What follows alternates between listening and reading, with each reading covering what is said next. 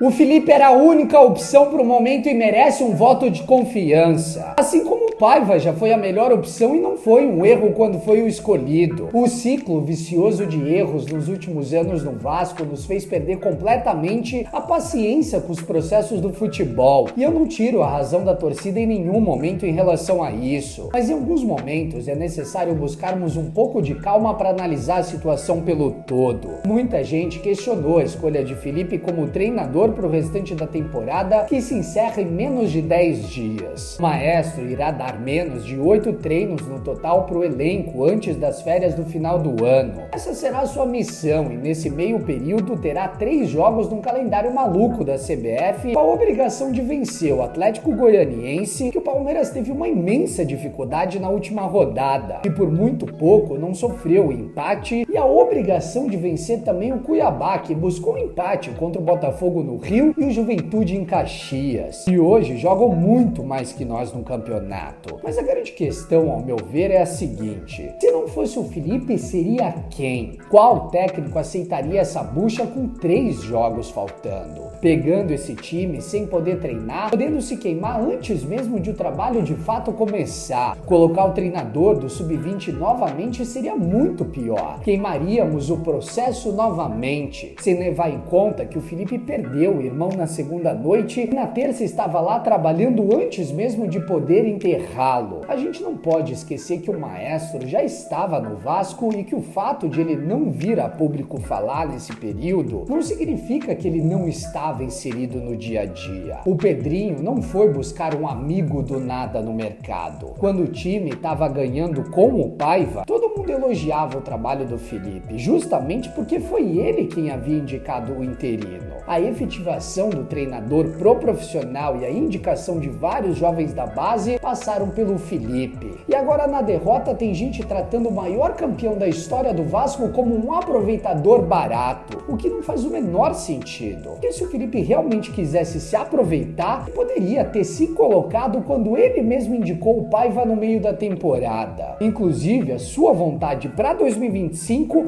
é estar mais próximo do campo, quem sabe até comandando uma categoria de base. Sobre o Rafael Paiva, ao mesmo tempo, tem muita gente falando sobre erro, equívoco, demora ou qualquer coisa parecida. O trabalho em si do Paiva foi defendido por mim em diversos momentos e inclusive foi até questionado nos últimos dias por aqui. Eu não tiro uma palavra do que eu falei, porque eu não sou aproveitador e eu faço análise de futebol pelo momento, como deve ser feito no dia a dia. O balanço é simples. O trabalho do ex-treinador foi essencial para que o presidente assumisse em meio a uma 777 que está sendo acusada por diversos crimes nos Estados Unidos. Deixou de ser apenas uma falência. Estamos falando de crimes também. Foi disso que nos livramos lá em maio. E o Paiva segurou toda essa onda no campo. Buscou vitórias importantes para a temporada. Quebrou diversos tabus, vitórias que não vinham há anos. E nos colocou na semi da Copa do Brasil em disputas, numa tranquilidade